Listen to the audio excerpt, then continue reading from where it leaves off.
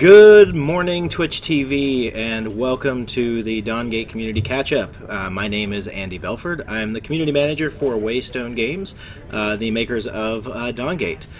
Thank you, everybody, for turning in, and thank you to the Twitch TV chat who caught the wub-wub. Sorry, just had to say that. Good evening, yes, good evening to all of our EU watchers out there. I know we got quite a few folks over there across the pond, as they say. So thanks for tuning in. Appreciate you guys sharing what I'm guessing is probably your dinner with us, at least by now. Let's see here. It's 11 o'clock now, so that means it's what? Next January in the EU, right? No, it's actually what? About 8 o'clock p.m.? That's right, 8 p.m. 8 p.m. Central European summertime. That's right. So anyways, yes, I'm glad it's a nice time to start the stream. That's actually why I targeted this hour. I want to make sure as much of our community is able to tune in as possible on a daily basis. So, let's get going. So, really quickly, what can you expect for this Wednesday live stream every week? Well, I can tell you right off the bat, the one thing that you shouldn't expect to tune in and see is actual, like, us playing the game. We're going to be doing that on Tuesday, Thursdays, and Fridays for now. Tuesdays and Thursdays, it'll be a shorter version of it with our internal play test, and we'll have various members of the team actually playing those games. And then on Fridays, it'll be the 6-hour streamathon as we playtest as we're playtesting the game. And then we're going to adjust that schedule as we go further along in the beta process. Actually, Ryan, you know what? I forgot to hit the on-the-air light. Do you mind hitting the blue light for me over there? I'm sorry. We have a special light that turns on, and we let people know that we're actually on the air, and we're streaming live from Waystone Games. See, hold on, there we go. Blue light. See that, guys? It's blue light special. Blue light special aisle 4 MOBAs. Anyways, just kidding. All right, so. You can see that we have our new moderator Zanbot in the chat today. He's going to be occasionally throwing up links to our Twitter channel, to our Facebook channel, and also to our Reddit. So be sure to check that out. So, anyways, yes, we are super professional. By the way, super professional. Easy for me to say. How now, brown cow? How now, brown cow? Red leather, yellow leather. Red leather, yellow leather. All right, there we go. All right, so anyways, what can you expect to see? Well, you're not going to see gameplay, us playing the game. What you will see, though, is you'll see kind of a summary of what's going on in the community. Also, we're going to talk about what we're working on, and then every week we're going to have a specific topic that we're going to chat about, kind of loosely. There's no script or anything like that. And sometimes we'll have cool imagery to show you and the whatnot. And then we'll also always have time for a little bit of question and answer session at the end with whomever is going to be my development guest for that day. So, before we get rolling, though, I actually have an introduction I want to make. You guys know me as the community manager here, but we actually just, as of yesterday, we grew our community team by one. We now have an assistant community manager, and a lot of you guys might actually recognize this guy, so why don't we have him roll on over here. It's so organic. It's so organic. It's so organic and well planned. Here, let me scooch over here. Ladies and gentlemen, I'd like to introduce the Waystone Games' new assistant community manager. You'll have to scooch in, get comfy. Don't be afraid. Aww, I feel the love. It feels so special. It's ginger love. That's ginger love. That's the most sincere kind of love. It's actually the most sincere. It's not the. I thought it was the most soulless. That too. That too. But we're also very sincere in our soullessness. Oh, okay. Well, that sincerity and soullessness. Mm-hmm. That sounds like a corporate like catchphrase there. It's my corporate catchphrase. It is Pluto Core. Yeah, outstanding. Catch my drift. I do catch your drift. So, anyways, welcome to the Dawngate team, sir. Thank you. We're very officially inviting me. Officially inviting you. This is where we shake hands. And this is yes. Right there. It's a screenshot. There we go. That is a screenshot, actually.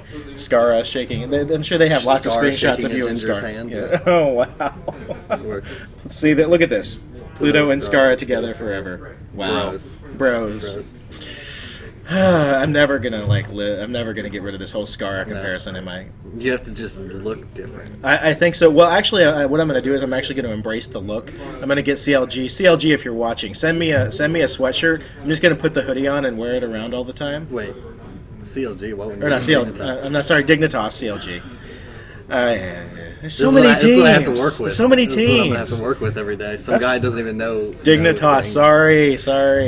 Team Dignitas. So Dignitas, send me your sweatshirt and I'll wear it around. That's the yellow, the black with the yellow on it. And I'll tell you, I felt, this is going to sound so weird, I felt the hoodie. You felt the hoodie? Crumbs and Scars hoodie. It's one of the most comfortable hoodies. It looks actually like a very comfortable hoodie. It's like a small child is embracing you at all times. Just like a little bear hug, like a half Nelson from a small child. It's great. It's fantastic.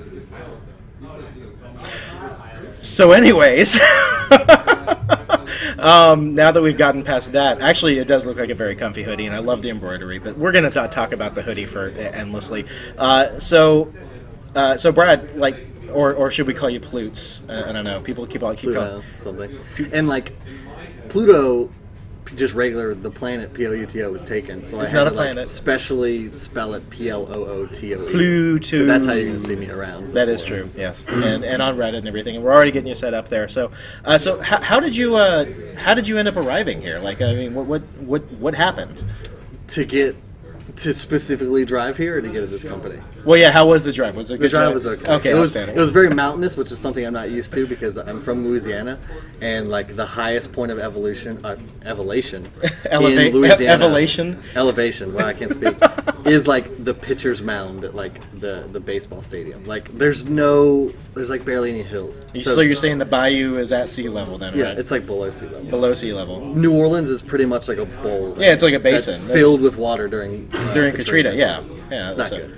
No, that's not. It's terrible. Horrible things. But it was just it was actually kind of a harrowing story because I was in between jobs for a long time. After, I'm sure a lot of people know the story of when I left Curse to go to IPL, and then IPL did what it did. Did what it did. Yes, it imploded. And then I did some work with Machinima covering LCS for a few weeks at a time. That was just kind of to try and pay the bills a little bit. Right. And then this guy Andy over here contacted me and was like, "Hey, we're looking for someone. We're looking for a ginger specifically." Yes, actually, we don't have enough redheads. That was the prerequisite. Actually, you are you're filling our redhead quota, I believe, is what it is. We're just gonna like beat this ginger thing into the ground, aren't we? Like a redheaded stepchild. Like a redheaded stepchild. Just gonna beat it. Boy, it's a good thing we're not ESRB rated. It really. Not, yeah. Anyways, 10 of 10. Need ginger. There we go. Careful employee harassment. He's harassing me though, but it's okay though. It's all right. I can put up with it. It's okay.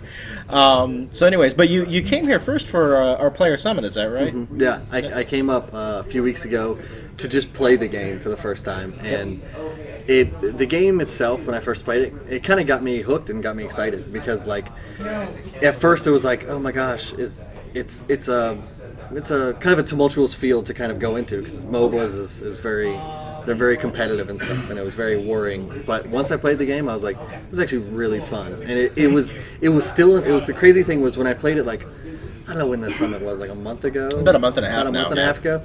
I played it there, and I was like, this is fun, it looks amazing, all that kind of stuff. And then when I got here, like, yesterday and saw another build of the game, like, it's come so far, like, just in that 1 month period. So, like, I'm really excited to see how it's going to be in a year. Well, it's we have our producer, Dave Serra, to thank for that. He's been just tirelessly standing over everybody, berating the artists, like just yelling at them. Make it look true. These are all lies. Cupcakes and pizza and beer. Yes, Dave. Yes, Dave. He's literally cracking the whip. He literally walks around the office with a whip. It's not a good workplace. John D, have we filled the Asian quota? Well, let's see. We got half here, and we got. Yeah, I think we're good. So we got like 3.5 Asians. That's kidding. We don't have like an Asian or a redhead quota. We hire based on talent. Outstanding. Well, hey, you know what? We're going to be seeing a whole lot more of this guy. He's going to be sharing time doing the live streams with me, doing live streams when I'm not around or when I'm busy, and also, playing the game from time to time on the Tuesday or Thursday live stream, and probably sitting in on like the Friday live stream playing the game too. So we will be seeing a lot more of the Ploots. I play carry as opposed to just Will's support. Yes, well, because you're like a bronze. Hold on, level player. I am plastic actually. Plastic.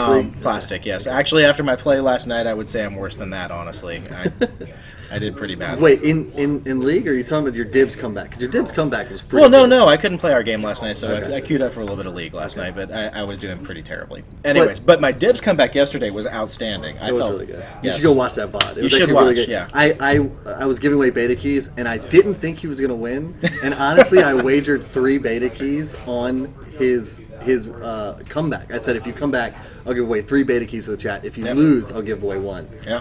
He ended up winning. I don't know how. I don't know. Well, you know what? It was just amazing. Sheer determination. Sheer determination and You defense. channeled your inner scar. And remember my inner Scara. Wow. And also your outer scar. My Because you outer look like scar a- as well, evidently. But remember, it's not Carrie. It's Gladiator. Gladiator. That's right. And I would say I've played Gladiator a few times. And it's You fun. have? I bring over my mechanic. I'm personally Diamond 2. right. And I play, my favorite champions are Vayne and Caitlyn, so I like to play the carry, and it's transferred really well to Dawn-Gate. Like the Gladiator role just feels so natural. Like I love the whole like combo kind of creep score system. How like the more what am I looking for? Not succinctly. It's The chaining together. yeah, the like last the hits and combo. everything. Yeah, if you chain your last hits together, you get more Vim, which lets you get more items, and it feels like such a natural mechanic. It's as a- rewarding as a something you're Gladiator, doing yeah. anyways. Yeah. It's really So, fun. So Right on. it's awesome. Outstanding. Well, we'll get to see more gameplay from Brad Pluto Ramey, Waystone Pluto now, in the coming weeks. So, but for now, I'm going to kick you out of here. Oh God. Kicking you to the curb. We're going to get some Dibs in here in a second, and we're going to talk about something. Come on, go ahead and roll on in here, Dibs. Am I in? You are in. Is it You are time? in. Yes, please. I like Roll on up. I like how you guys talked about your comeback yesterday and didn't mention my incredible coaching. You did have incredible coaching. Actually, the coaching was, I would say, the key to the incredible comeback. Agreed. Yes. See, you're so modest about it. I know. I came over here and it was not going well, and then It's okay. You coached us. I felt good. That tea is effervescent. It's like I very, know. very it's herbal got minty. so I've got both cough drop and tea going on, so I have Okay. to apologize that I have the flu or I'm getting over the flu or something like that. So we're gonna sit real close to each other. I'm Yes. gonna infect. He's actually our gonna breathe community manager, right in my face. But now we have another community manager, so It's all right, we have redundancy. redundancy. Exactly, So it's okay. yeah. You can get sick and then Pluto will take over. So hey, this is Dibs, aka Daniel Gibson. Hi. Yes. Yes. Yeah. Your real name, but we Yep. just call him Dibs. Everybody calls him Dibs. It's true. It is true. And what do you do here at Waystone Games? Mr. I'm Dibs? the lead shaper designer here at Waystone Games on Dawn-Gate. On Dawn-Gate, the lead shaper designer. So what does the lead shaper designer on Dawn-Gate do? The lead shaper designer on Dawn-Gate designs the majority of the shapers. So to give context, I designed all 12 of the original 12 shapers you guys have been playing. When I came on the team, there were 2 shapers kind of in development. That was Amaranth and Volek. But even those kits that kind of were there when I got on are completely different now. So all 12 kind of I own. Outstanding. Yep. Very fun. So before we get into talking about some shapers today, we're actually going to be talking about 2 of the shapers that we've revealed so far. Right. And Dibs is going to give you some very special gameplay tips and fun things like that. Oh, it's true. It's very special. It's fun. I'm gonna time try my with best. Dibs. We actually just posted a teaser for our first shaper Yeah. reveal, and I'm going to show this little image that we put in there real quick here. It's even called Tease on it. So this was Ooh. posted. Yes, fancy, isn't it? Oh, this is nice. I like this down here. You like this? How I got Yeah. everything all... Yeah. It's good. Yeah, this is fancy. When will the shaper with swag be revealed? Wow.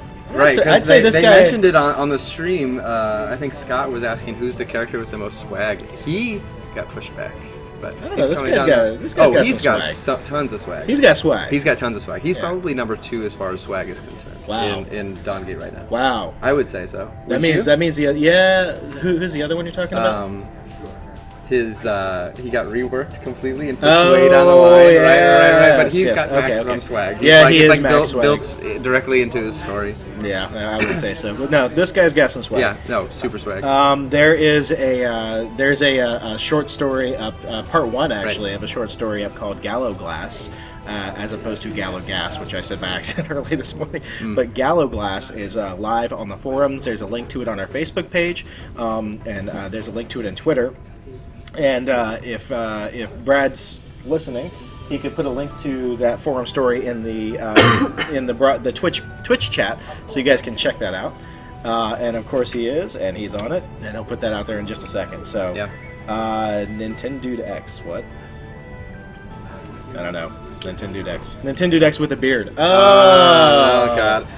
Okay. Oh, wow. I've gotten happier Voy Boy before. Happier boy. Happier Voy Boy. I was like, I don't really. Like a bearded man cloud. Like a bearded man cloud. Okay, there we go. Why does the bearded man cloud just sound like something that's dirty? Yeah. That does, actually. Mm. That sounds like... We're going to Sounds move on weird. now. Yeah. All right, so anyway, I like so it. this was posted today, so be sure to go and read that fiction. Yeah. Our lore master, Chris Latois, did an amazing job. You may recognize his style of writing or some of his work. He worked on several other games, including the Mass Effect series, and came Right. up with a lot of everybody's favorite characters. I want to say Legion and Thane Legion and Thane, yeah. for Mass Effect 2, so super cool. Yeah, so a very talented writer. Be sure to check out that fiction.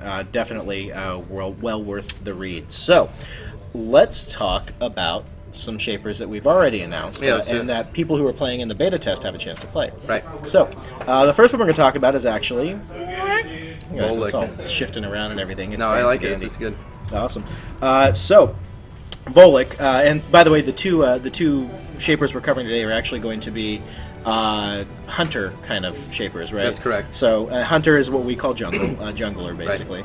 But they're not necessarily bound to that particular role. Yeah. You can play them anyway, but this is the way that you play them, Right. which is in the I generally play Volek in the jungle, although Kel also is very good in lane as well. As a tactician? One of the other designers, Scott Town, he's like just an incredible lane Kel. Like he's able to secure kills super easily in lane and just like go in, lock up characters, and get it done. Awesome. But when I play both these characters, I play as jungler. Yeah, I play as hunter. Okay. All right. So let's talk a little bit about Volek. So what kind of a Volek?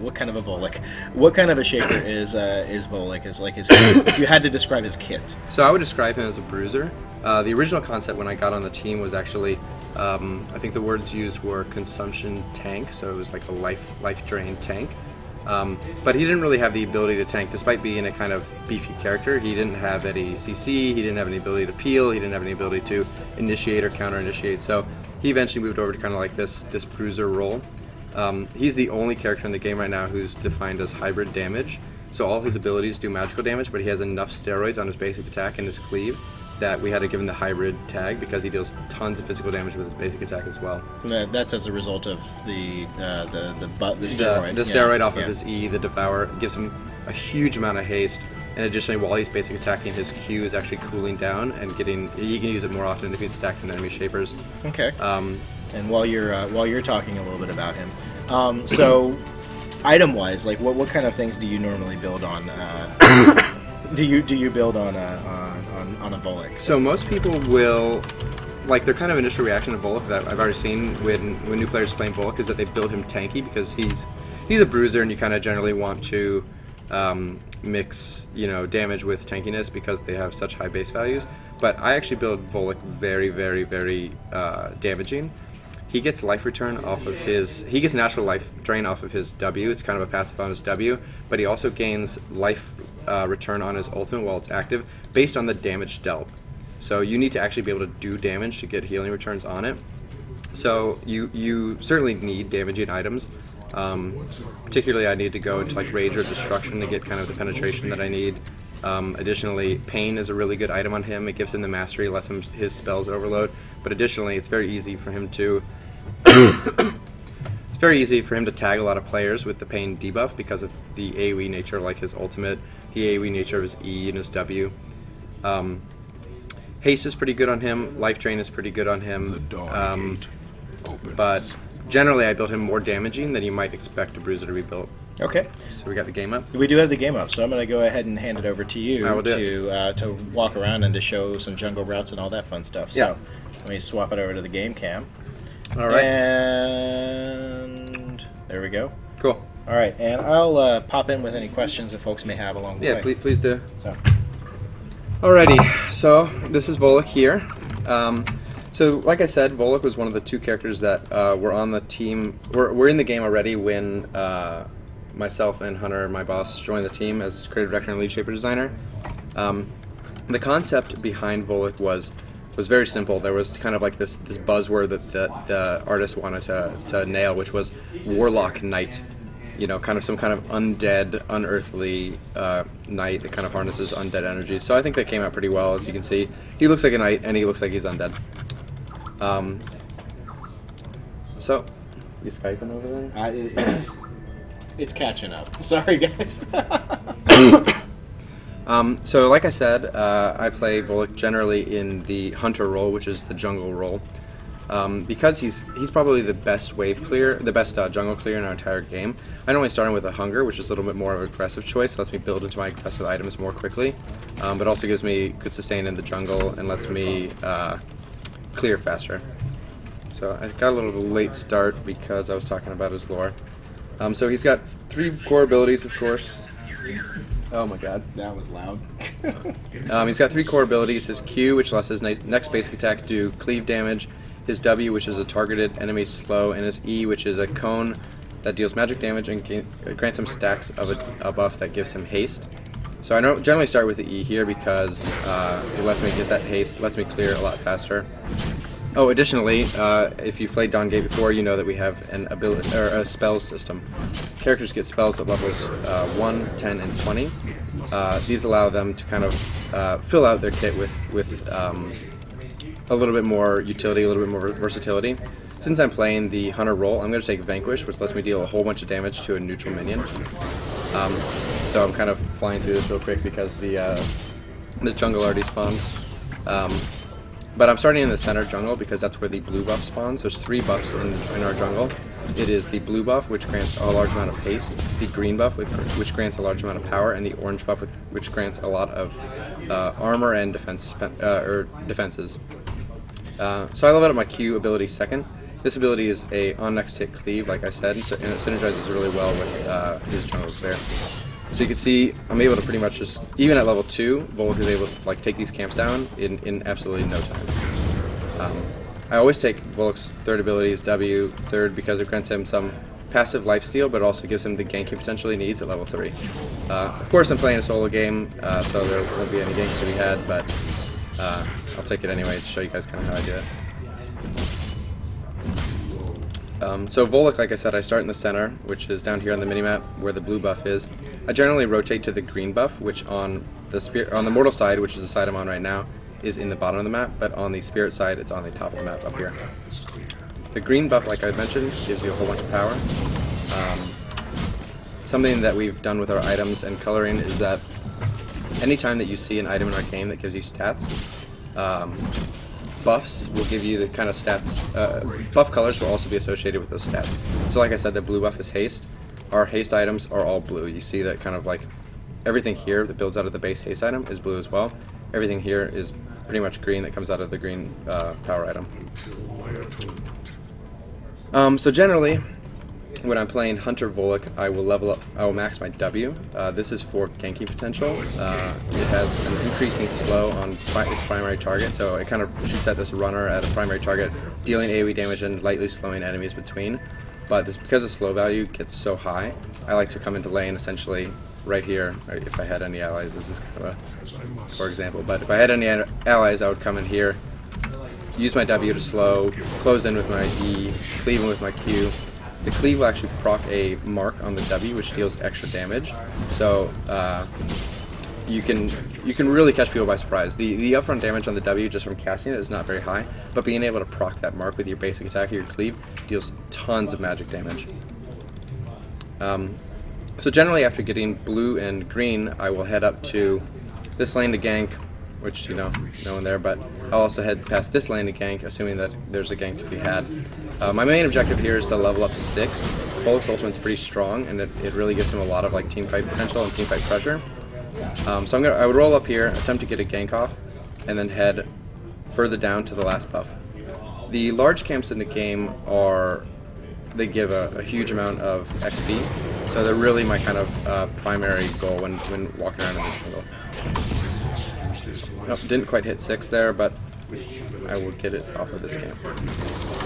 An additional note for our kind of like new junglers is that there are 2 camps which don't really belong to either the mortal or the spirit side. These are the boar camps. Here, 6. The board camps are here and here in the bottom of the map. The board camps are really important because they're, or at least internally known as money pigs.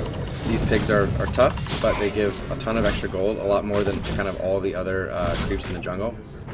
So it's really important to try to get control of these early and keep control of them throughout the entire game. I'm going to show them the ult and then we can swap over to Kel. Yep. Good. So I've got Volek's ultimate now.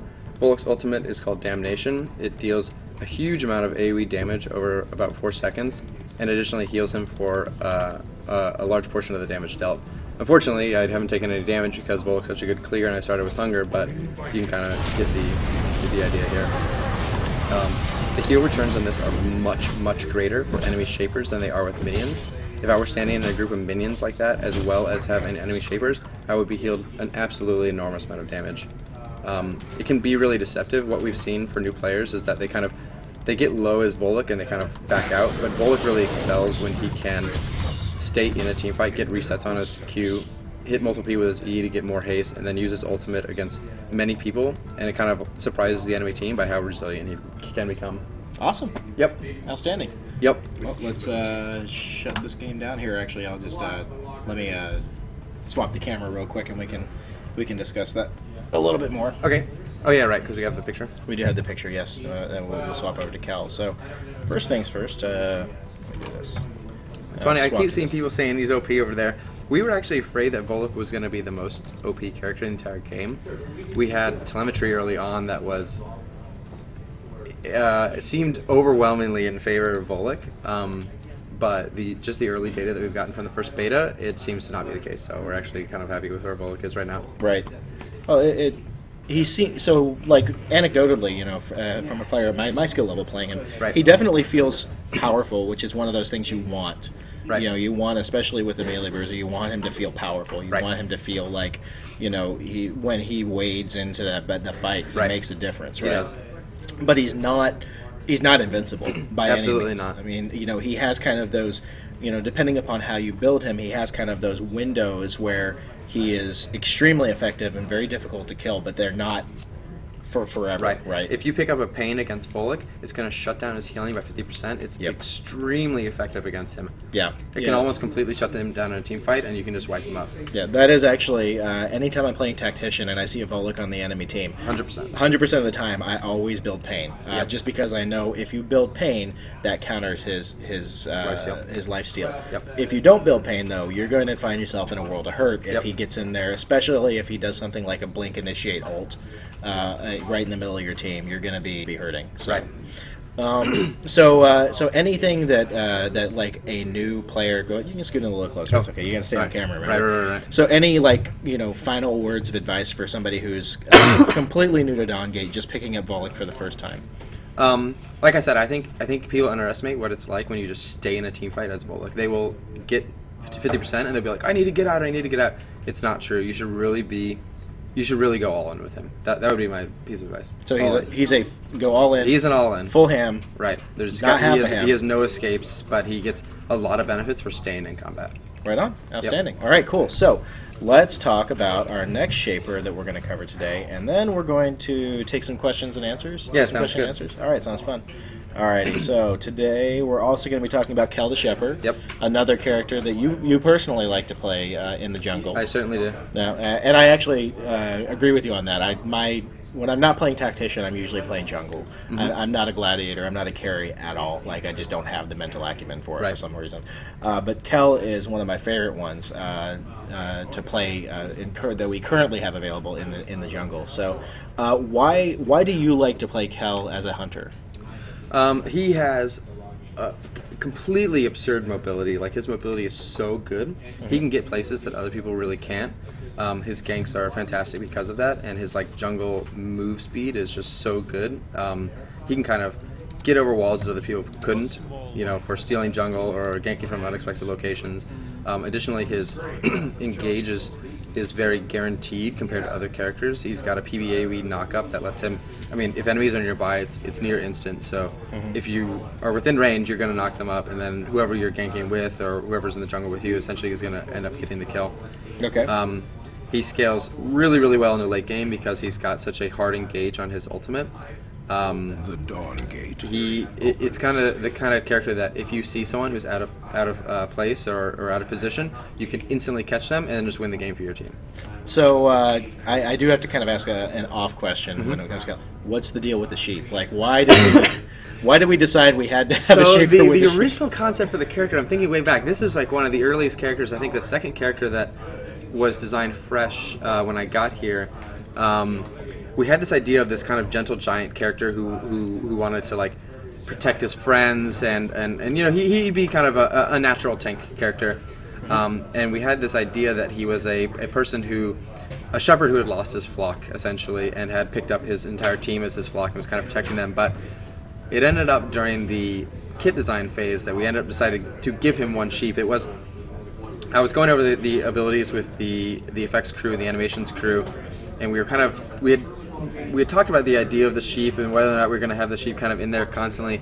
And I was talking about his dash ability, which you'll see, and his W ability, which you'll see. And one of the animators was like, well, like, what if we did it with the sheep, though? Like, what if we had his W was like this whistle ability in the beginning? And he said, well, what if it was a sheep instead? And I remember sitting there, and we're all sitting there in the meeting, we're all like, oh yeah, let's do that. It's like an incredible idea, like, for our animators. So we just kind of went with it with the sheep from like then on, and it actually is like completely core to his story. When you eventually we release the greater Shaper stories, you'll see that the sheep is kind of like his best friend. And of course, if you've played Kel, you've heard him talk about it a lot with his his VO.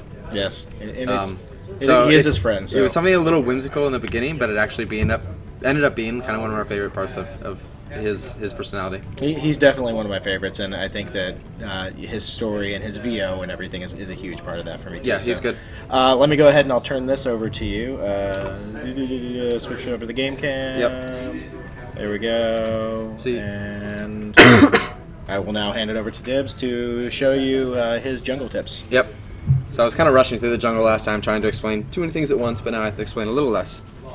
So for Kel, I like to start with Resilience, which is our base armor item. All the enemies in the jungle deal physical damage, so armor is kind of a good choice. Resilience, the base armor item, has a passive which allows you to ignore up to 3 damage from minion basic attacks. So this is really effective in the jungle for mitigating damage. Again on Kel, I like to start in the center on the haste buff. A lot of our characters start in the haste buff. It's kind of an effective place to start because you get help from both your lanes and it's a little bit safer. However, with Kel, I do not go for the green buff second like I would with Volek. I like to go for the orange buff second, which gives him a lot of beefiness and a lot of dive potential. Oops, I didn't get pots. Oh boy, this is gonna be good. It's gonna be fun. Yeah, that's right. Oh, now you guys are gonna see me fail in the jungle. So I start with his W ability. It's the highest damaging ability. Lets him get some good AoE clear. Oh my god, am I gonna be able to do this or not? This is gonna be really sad if I don't, guys. You can do it! Bear with me here. I think you got it. I think you got it. I think I got it too. Oh my god. Okay. That would have been that would have been super sad. So I got his Q ability next.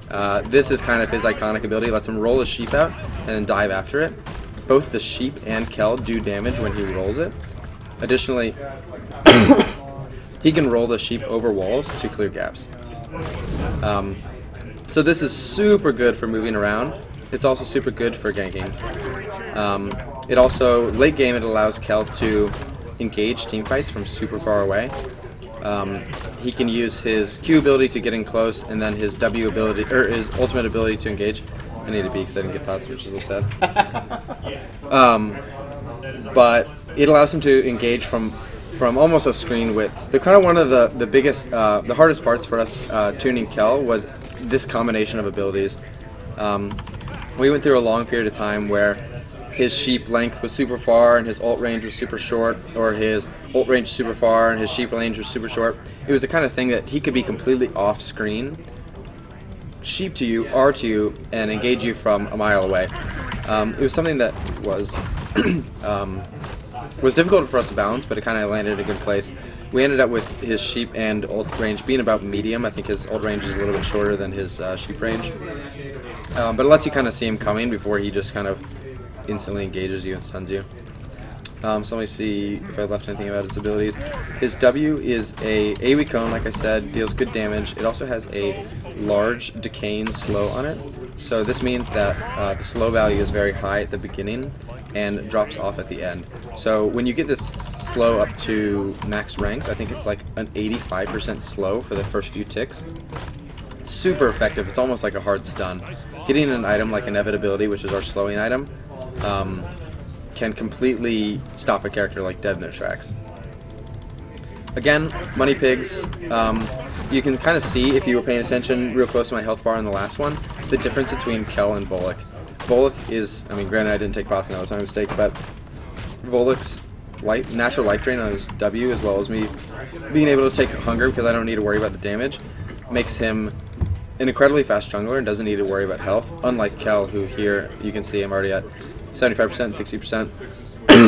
It's going to be a little bit more dangerous for me to come to these lanes and gank.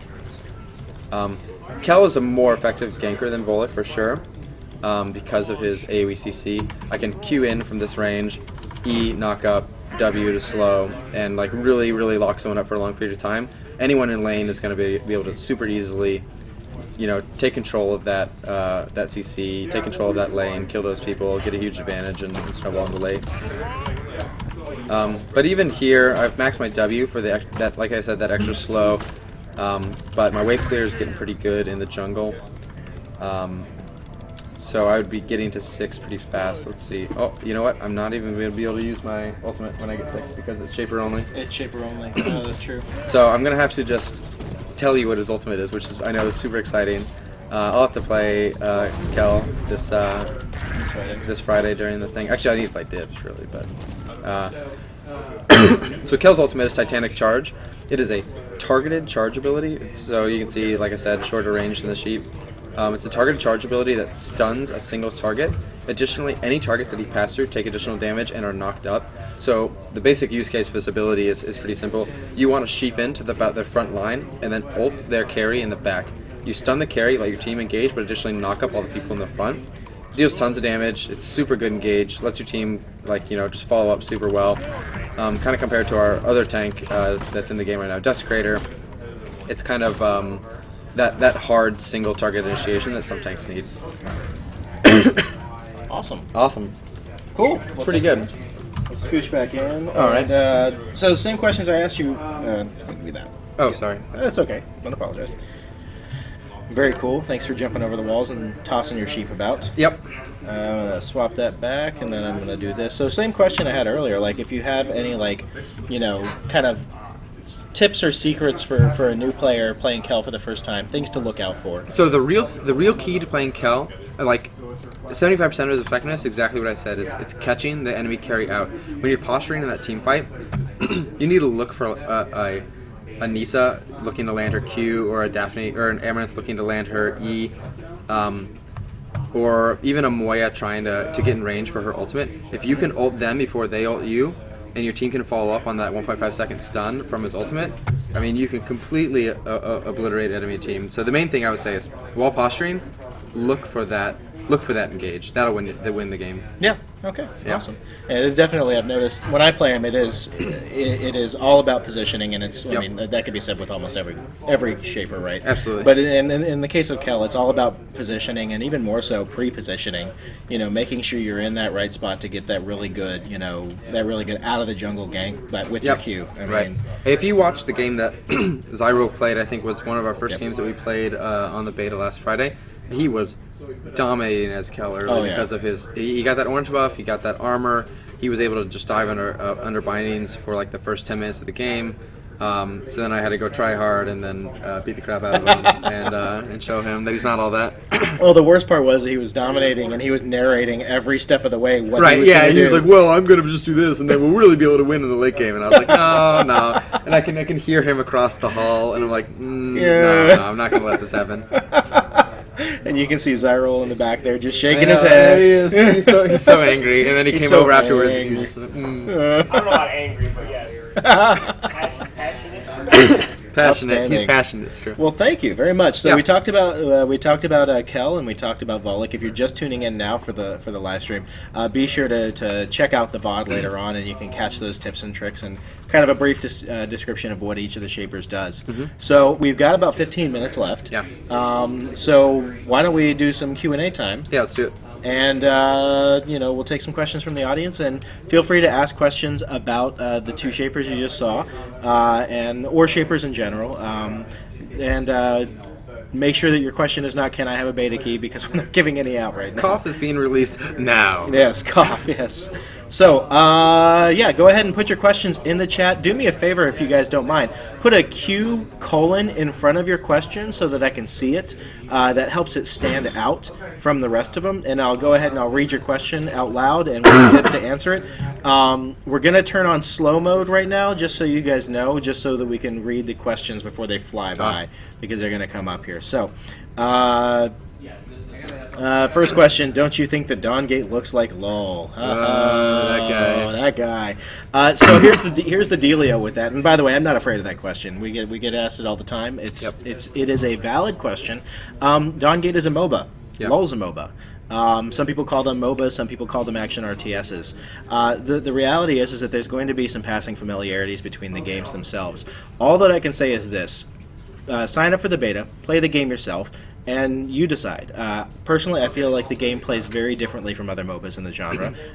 It's got a different pacing, the shapers are different, the characters you can play are very different, the role system makes it very dynamic, and the meta is not even decided yet. Right. And if there is even going to be a decided meta. We're super excited to kind of see what happens when we release the game into the wild and let that meta attempt to form. Yes.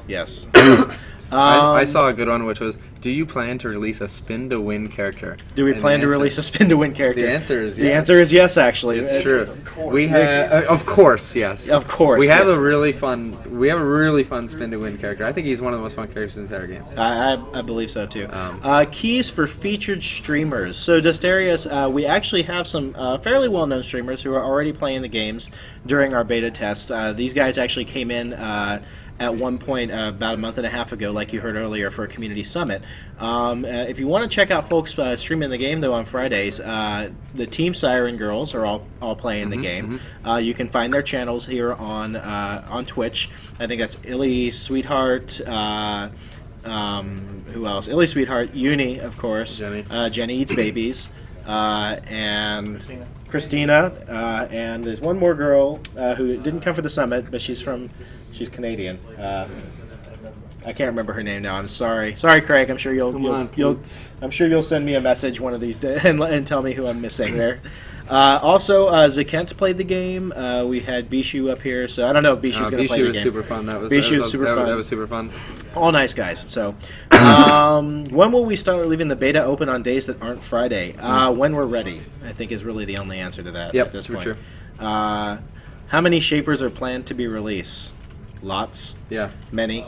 We don't have a finite number for that. I mean, that's kind of like, we have a lot that we want to release. We have many in the can, and we'll be releasing them at a regular cadence all throughout the beta process. When I say in the can, that means like, assets. Some assets are close to completion or being worked on right now. Balance and design is going to be an ongoing iteration, but some of them are being reworked and things like that. Can you set recommended items setup yet? Not yet. Not yet. But it is something that's in designs right now. So kind of the early the early phases of features like recommended items are kind of coming in very soon, and then we've got plans for them being greater down the line. Okay. So what system is this game based off of? How did you design it? Is it based off of sources like League or Dota, or is it its own? The engine. It certainly is its own engine. Yeah, it's our own proprietary engine. So. Yep. Let's see here. Is there? Do you want to answer? Is there mana? There is not mana on most of our characters in the game, so this is kind of a major departure for us from kind of the MOBA standard.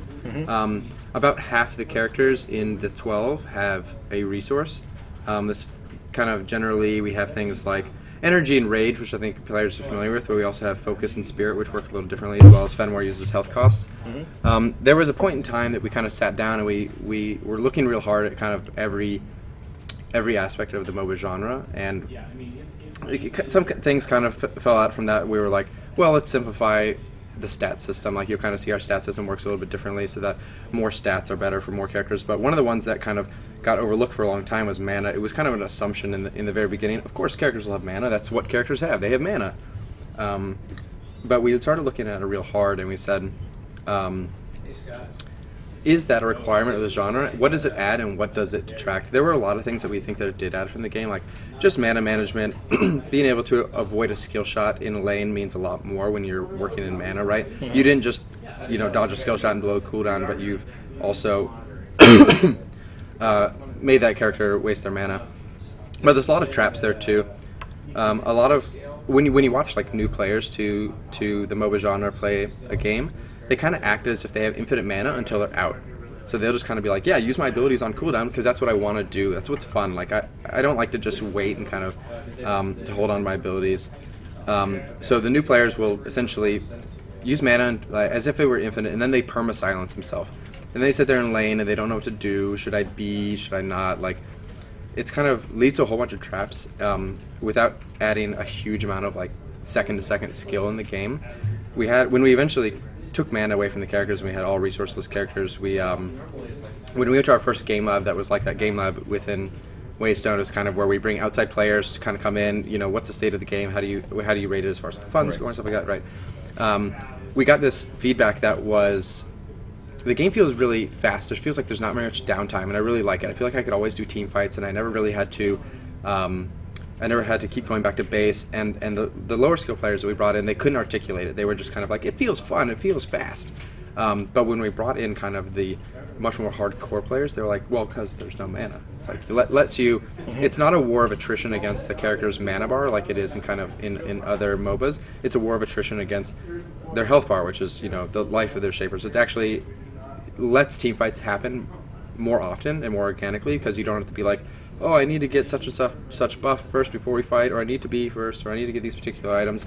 So it's kind of a big departure for us. Certainly, it's kind of one of the bigger designs that's always been a big question mark in our mind. But it's something that over a long time we think was a really good idea. Cool, right on. So I would love to hear feedback about it, kind of what you guys think about characters who do not use mana, characters who do use a resource. How you kind of feel playing between the two of them. Right on. Guys, we do see the questions about the microtransactions and business model and all that stuff. I want you to know just a couple of things. One, we can't really answer those questions right now.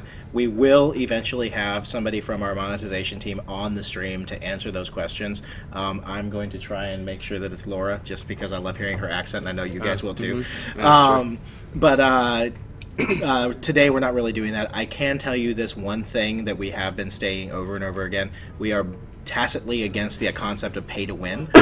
So please rest assured that is not within our business plan. Yep. Let's see here. What inspired the art style? I can't really talk about that at a very detailed level. Right. I'm sure I can talk just a little bit. Right. Yeah. I think it's been said before that early on we were really inspired by a Miyazaki art theme. So that's the Japanese director. Princess Mononoke, Spirited Away, those kind of movies. It really inspired, especially Hunter, the creative director, and Luke Harrington, our art director. I think that that's all I'll say to that. That's kind of what was a major inspiration for the entire art style. We should have Hunter on here. We should have Luke on here to kind of discuss that. And we will. Yeah, and we will, because I don't want to. They know better than I do. Yeah. So, one really quick question. Pork Sub is asking, is the game available via Origin only? No. So here's how it works with Dawngate. We use the Origin backend system. So you need an Origin account, but you don't need the Origin client itself. And the reason that we use that Origin account, and yes, we see all the ginger content. The reason we use the Origin account system is because it's built, it works. Why build something new for it? Yep. The client itself, though, our client is completely standalone. from Origin, so you don't actually need to download Origin itself to manage the game. All right, so somebody asked a question earlier, actually. How did you design, and it's not here, but how did you design so many different shapers to work in so many different roles? Like, how did you overcome the challenge of niching them into a specific role only?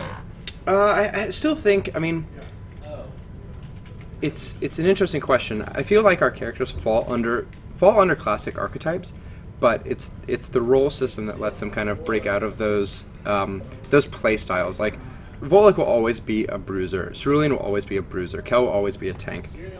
But it's how you play those characters that kind of gets altered by the roles.